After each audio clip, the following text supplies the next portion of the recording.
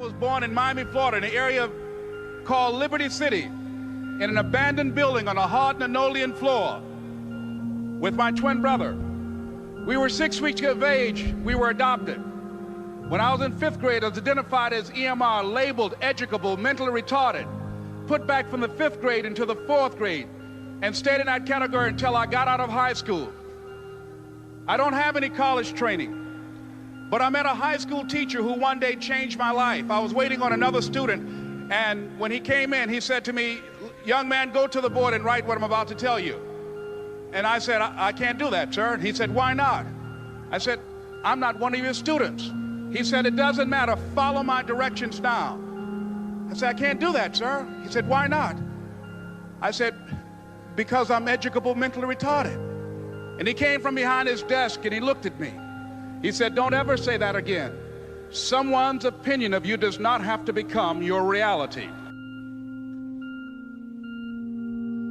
I'm saying this is the time more than ever that you want to begin to inoculate yourself with positive words, coming to conventions, showing up on meetings, being on the calls, to make yourself unstoppable, to get out of your mind the polluting negative thoughts that's causing most people to go through life being stuck because they're volunteer victims. Somebody said that many people die at age 25 and don't get buried until they're 65 because they got so much garbage in their minds. You are here because you've got a clear vision of what you want and where you're going. Give yourselves a round of applause.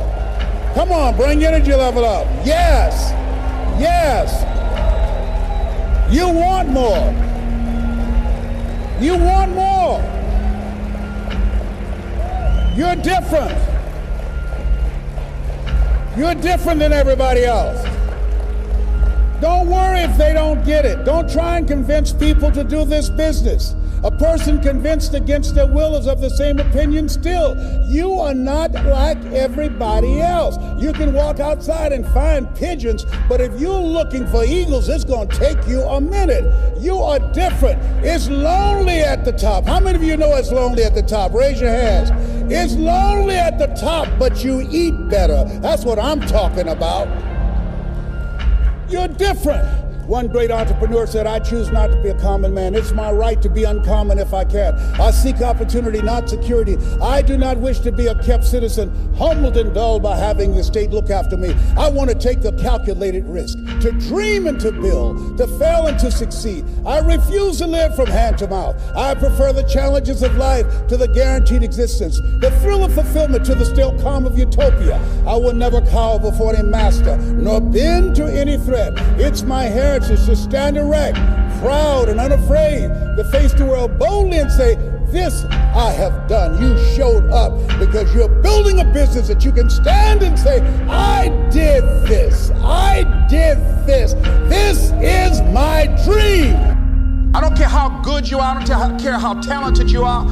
I don't care how much you work on yourself. There are some times when things aren't going to go right. They just are not going to go right. There are times when anything that can happen will happen. Murphy's Law will be knocking at your door. Why? I don't know why. That's called life. And you have to deal with it. Sometimes your life will be in a slump, just like sports. Some of the best shooters can't hit baskets different times in games. They get in a slump. Do they sit on the sideline and say, "I just didn't hit a basket today"? No, they continue to execute. I suggest to you that if you are facing a challenge, don't stop. Stay busy. Work your plan. Continue to do those things that you know that work for you after you have evaluated yourself in the situation. Continue to move. Stay busy, stay busy, stay busy. It was Carlyle who said, "Truth crushed to earth shall rise again." Winston Churchill said, "The truth is incontrovertible. Malice may attack it, ignorance may deride it, but at the end there it is."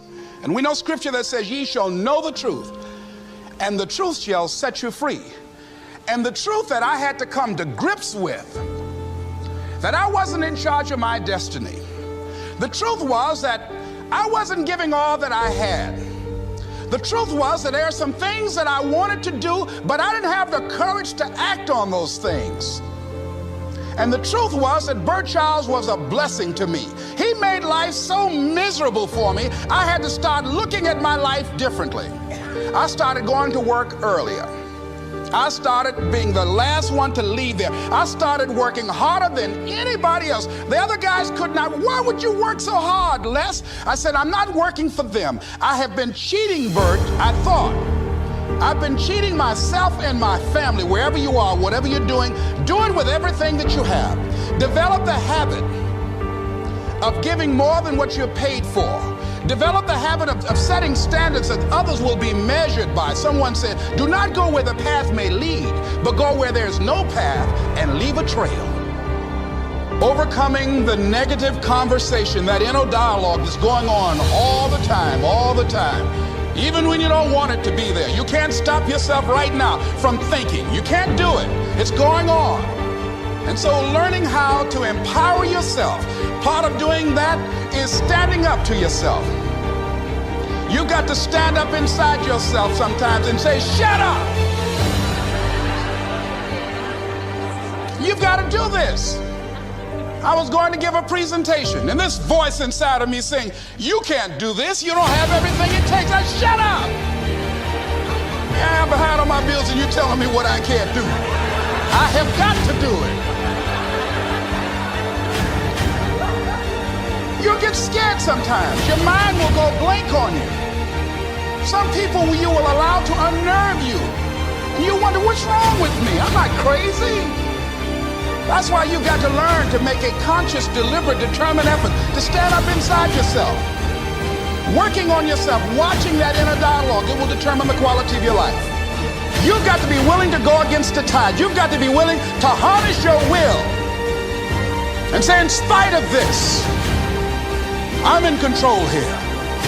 I'm not going to let this get me down. I'm not going to let this destroy me. I'm coming back, and I'll be stronger and better because of it. You have got to make a declaration that this is what you stand for.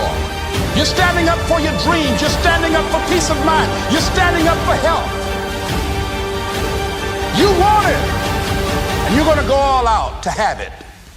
It's not going to be easy. When you want to change, it's not easy. If it were in fact easy, everybody would do it. But if you're serious, you'll go all out.